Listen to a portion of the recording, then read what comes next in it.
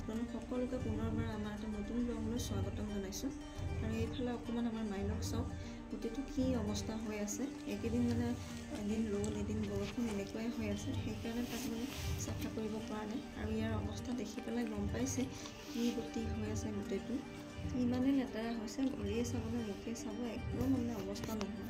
আৰু এতিয়া দেখিছে নহয়, এয়া আমাৰ এতিয়া ঘৰৰ এয়া দুপৰীয়াৰ পৰিৱেশ। যে আমাৰ মাইলক গা ধুৱাম বুলি ভাবিছোঁ। মাইলক গা ধোৱাৰ নাম শুনিলে সি পলায়, এতিয়া শুনিলে গম পালে আৰু বিচাৰি ফুৰিছোঁ, বিচাৰি পোৱা নাই। ক'ত লুকাব? অঁ নাই, সেইটো বাহিৰত আছে। তাক খানা খাবলৈও দিয়া নাই এতিয়ালৈকে, কাৰণ তাক আগতে গা ধুৱাই লওঁ। ইমান দিন ৰ'দ দিয়া নাছিল কাৰণে, ঠাণ্ডা বতৰ, সেইকাৰণে গা ধোৱা নাছিলোঁ। গোটেইটো লেতেৰা হৈ অৱস্থা নাই। আজি তাকে ভাবিছোঁ তাক গাটো ধুৱাই লওঁ আৰু অকণমান আপোনালোককো দেখুৱাওঁ। অকণমান ৰখি লৈছোঁ, নহ'লে সেইফালে সোমাই দিয়ে, উলিয়াবলৈ বহুত দিগদাৰ হয়।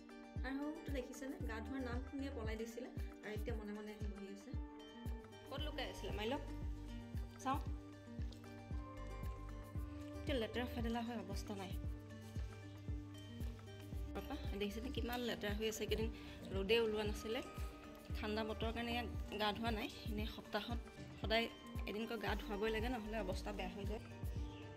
এইফালে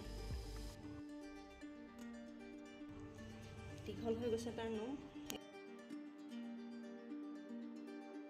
আৰু এইটো দেখিছেনে, গা ধোৱাৰ নাম শুনি গোটেইটো কচমচ খাই আছে। আৰু ইয়াক লৈ যাব লাগিব দাঙি, নহ'লে সি এতিয়া চান্স পালে আকৌ লুকাই দিব।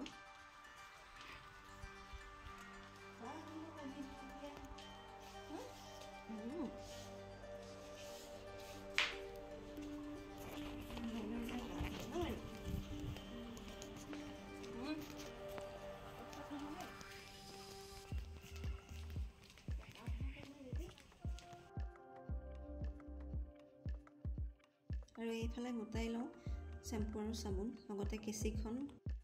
মাইলৰ নোমখিনি বহুত সোনকালে দীঘল হৈ যায়, সেইকাৰণে কেঁচিখন লাগেই। মানে কেঁচিখন হ'লেহে চকু টকুবিলাক চাফা কৰিব পাৰি।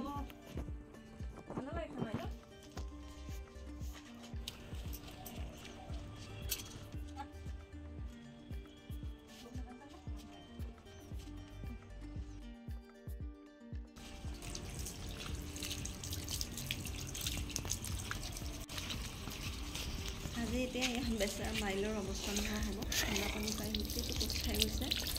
আজি ৰ'দটো ওলালে কাৰণে মই গৰম পানী নানিলোঁ বাৰু। অকণমান গৰমো হৈছে বতৰটো, সেইকাৰণে প্ৰথমতে চাবোন ঘঁহি ল'ব লাগে। তাত চাবোনটো ঘঁহি ল'লেহে ভালকৈ চাফা হয়। ভৰিখিনি বেছি ক'লা কৰে, ধূলিত গৈ পেলাই জঁপিয়াই দিয়ে কাৰণে গোটেই ভৰিখিনি ক'লা হৈ যায়। আৰু তাৰ নখো কাটিবলগীয়া হৈ আছে, কিন্তু মই নখ কাটিব নোৱাৰিম।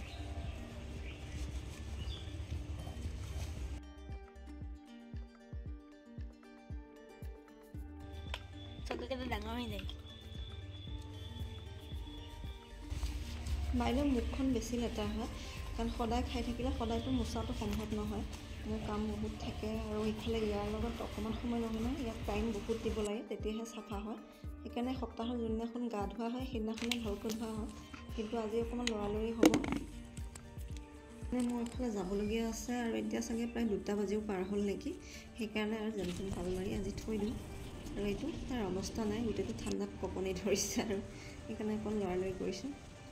এইফালে কটা কুটা কামো আছে, কিন্তু ভাবিছোঁ ওপৰতে অকণ যি পাৰোঁ কৰি থৈ দিওঁ। আৰু এতিয়া এইখন লৈ লৈছোঁ কেঁচিখন লৈ পেলাই তাৰ চকুৰ ওচৰত যিখিনি অলপ নোম দীঘল হৈ আছে সেইখিনি কাটি দিওঁ। ইয়াত নোমখিনি বহুত সোনকালে দীঘল হয়, আৰু চকুৰ ওচৰৰ নোমখিনি যদি দীঘল হৈ যায় সি নিজে কষ্ট পায়, চকুকেইটা গোটেই লেতেৰা হৈ যায়।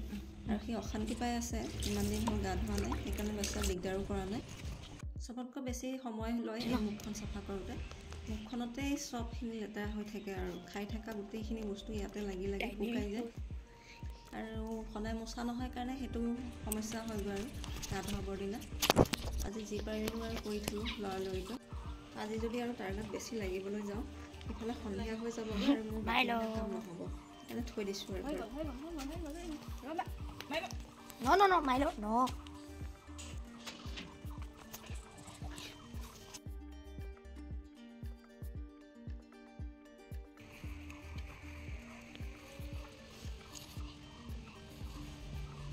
এইফালে চাইডে এইফালে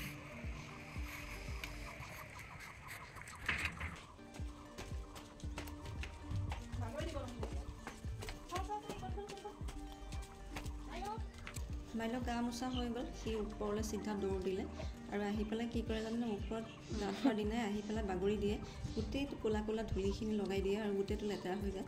আজি কিন্তু বাগৰ দিয়া নাছিলে, আহি পেলাই সি বেলেগ এটা কামহে কৰি আছিলে এইফালে। বেছি সময় লাগি থাকিব নোৱাৰোঁ। ইয়াত সেই বেলডাল লগাই অকণমান ৰ'দতে মানে বাহিৰতে এনেকৈ থৈ দিওঁ, নোমখিনি ভালকৈ শুকালেহে মানে তাৰ গাৰ গোন্ধটো যায়।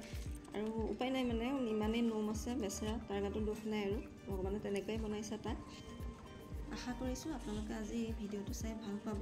তেতিয়াহ'লে আজিলৈ ইমানতে এৰিছোঁ, আকৌ লগ পাম আন এটা ভিডিঅ'। তেতিয়ালৈকে বাই বাই।